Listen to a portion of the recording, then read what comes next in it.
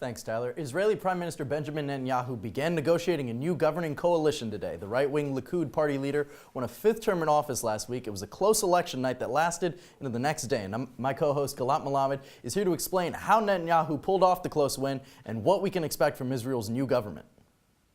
Thanks, Elijah. This unprecedented fifth term means Netanyahu is set to become the country's longest-serving prime minister sometime over the summer. His Likud party won 36 of Israel's 120 parliamentary seats.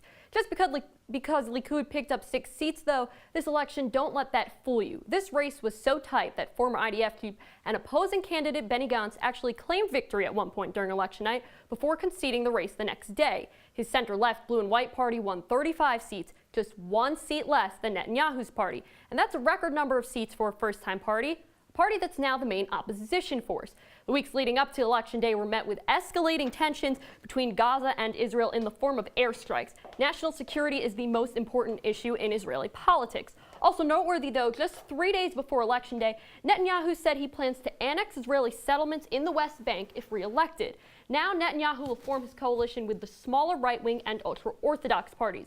With an expected coalition gain of 4 seats, will this stronger right-wing government move towards the West Bank, or is that just a last-minute campaign push by Netanyahu to rally his base and stay in power?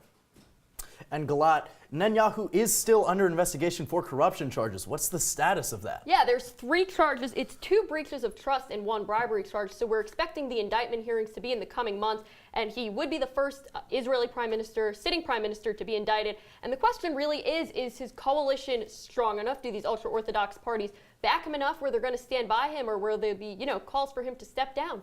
Certainly an interesting development in the Middle East. Yeah, thank you.